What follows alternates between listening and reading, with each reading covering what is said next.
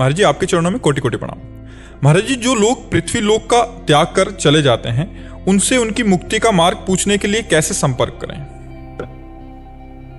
मतलब जो चले गए तो उनसे पूछना है कि उनकी मुक्ति कैसे होगी, तो हम कैसे बात कर सकते? असंभव, असंभव। नाटकबाजी तो बात अलग है।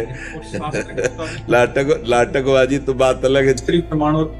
शास्त्रीय प्रमाण से कि उसके नाम के लिए आप पिंडदान है, श्रीमद् भागवत है, नाम कीर्तन है, साधु सेवा, ये करो और फिर संकल्प करके उसको दे दो तो उसकी उन्नति हो जाएगी। और ये ऐसा नहीं कि हम फोन से बात करें तुम्हारी मुक्ति हुई कि नहीं। आज तक कोई ऐसा प्रमाण मिला हो तो हमें बताओ। कहीं किसी कथा में, किसी इतिहास में ऐसा प्रमाण मिला हो तो हमें बताओ कि भाई हाँ, जैसे एक दिन कथा में कह रहे थे, देवर्षि नारद जी ने बुलाया उस जीवात्मा को, बात कराई तो जीवात्मा ने कहा ये हमारा बाप थोड़ी, सैकड़ों बार मैं इसका बाप बन चुका हूँ, सैकड़ों बार पत्नी बन चुका है, ये अपने स्वार्थ के लिए रो रहा है, मैं इस शरीर में अब नहीं आऊंगा, मेरा प्रारब्ध इतना ही था। तो उनका मोह नष्ट हो गया। वो तो दिव्यता की बात बताई, बकाया ऐसा नहीं कि कोई अपने गए हुए से बात कर सके या मिल सके, ऐसा नहीं, अब नहीं है। आप देखो महाराज जी, मरने के बाद दोनों नरक में या स्वर्ग में मिल सकते हैं? नहीं, कोई पहचान नहीं रहती, कोई पहचान नहीं। यहाँ ऐसा नहीं कि आप भी नरक जाएंगे तो आपको पहचानेंगे वो हमारे दादा हैं, ऐसा नहीं आएगा। वो बहुत पुण्यात्मा पुरुष, जैसे युधिष्ठिर आदि महापुरुष जो भगवत तेज से संपन्न है, वो बात भले नहीं तो सबको विस्मृति हो जाती है। जैसे अभी देखो, इसी जन्म में अपने लोग गर्भ में रहे, भला एक सेकंड की विस्मृति है कि माता के पेट में हम कैसे रहे तो है ही है ना हम लोग, लेकिन स्मृति है क्या? नहीं है ना। तो ऐसी विस्मृति कराती माया। अरे हम परसों की बात तुमसे पूछे कि आप दोपहर में क्या खाए, तो आपको सोचना पड़ेगा? नहीं सोचना पड़ेगा, एक बार सोचना पड़ेगा। शाम को आपने क्या खाया? परसों शाम के, अच्छा, फिर वो इतना समय लगेगा।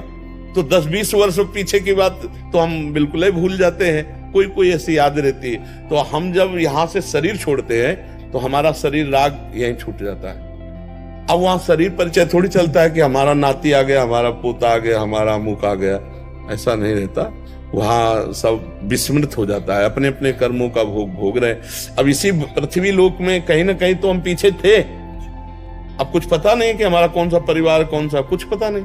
यही नया जन्म नया, तो ऐसे ही जहाँ छूटता है तो वहां यातना दे या देव दे, और भोग करके पुनः मनुष्य देह में या फिर पशु पक्षी जिस देह में आए, वो ये स्मृति नहीं रहती, ऐसी स्मृति नहीं रहती कि हमारा कौन है, हमारा कौन है। जैसे महाराज जी, अगर सपने में कोई दर्शन देते हैं, जा चुके हैं जो, और वो कुछ करने को कहते हैं तो उसको, ये हमारी सब कल्पना होती है। सपने में मन के सिवा कोई नहीं होता। ये मन ही भगवान है, मन ही देवता है, मन ही सब कुछ बन जाता है। एक स्वप्न में मन के सिवा कुछ नहीं होता।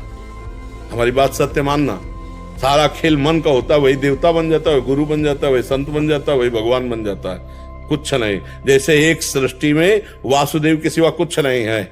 अब तुम्हें ज्ञान नहीं है, इसलिए तुम्हें लगेगा कि कैसे कुछ नहीं है, पापी है, पुण्यात्मा है, स्त्री है, पुरुष है, जड़ है, चैतन्य। ऐसे स्वप्न में एक मन के सिवा कुछ नहीं होता।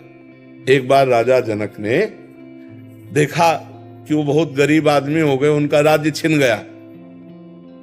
अब इतनी भूख लगी कि उन्होंने मांगा तो कुछ चावल और दाल मिली, तो लकड़ी भी नहीं, और मिट्टी के पात्र में वो खिचड़ी बना रहे थे।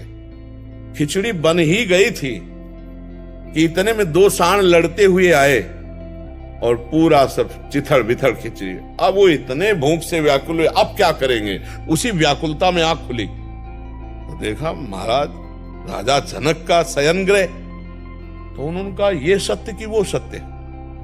अब सभा में गए बड़े बड़े ज्ञानी महात्मा, तो प्रश्न करते ये सत्य कि वो सत्य, तो कुछ बतावे तो उत्तर मिले। वो कुछ नहीं बोलते, बस बोले ये सत्य कि वो सत्य। जब कोई उत्तर नहीं दे पाता तो नजर कैद कर लेते कि खाना पीना सब व्यवस्था मिलेगी, जब तक उत्तर नहीं देगा कोई भी विद्वान अपने घर नहीं जाएगा। तो अष्टावक्र जी बालकों के साथ खेल रहे थे एक बार, तो बड़े प्रवीण थे।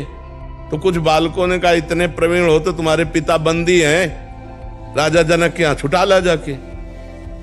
तो अष्टावक्र जी माता जी के पास गए और बोले आपने तो कहा था कि पिताजी, तो बोलो मेरे पिताजी कहाँ हैं? तो उनका बेटा मैंने इसलिए छुपाया कि अगर तुम्हें बता देंगी तो तुम भी नजर कैद हो जाओगे, तो पति से विमुख हुई, पुत्र से भी। उन्होंने कहा कहाँ है? तो उनका राजा जनक के यहाँ वो ऐसा कोई प्रश्न करते हैं कि विद्वान दे नहीं पाते। महाराज अभी 9 किशोर अवस्था अष्टावक्र की थी, पर 8 जगह से टेढ़े थे। अब 1-2 जगह से टेढ़ा आदमी हो तो चलने में उसके कितने झटके लगते, फिर 8 जगह से टेढ़ा हो। तो जो इस सभा में घुसे सो सब लोग हंस दिए। तो उन्होंने कहा कि ये ज्ञानियों की सभा है, ऐसे ब्रह्म ऋषि की संतान तेजपुर, ये ज्ञानियों की सभा है? हमें तो लगता है कि सब देहाभिमानियों की सभा है। और उन्होंने तो जो शब्द कहे वो थोड़ा, तो राजा जनक ने कहा ब्रह्म ऋषि बालक होकर ऐसी असभ्य वार्ता क्यों करते हो? तो बोले हमें उत्तर दीजिए कि तुम देखकर क्या हंसे? तो बोले आपके शरीर का 8 जगह से टेढ़ा होना। तो हड्डी, मांस, त्वचा, यही तो देखा, क्या स्वरूप देखा?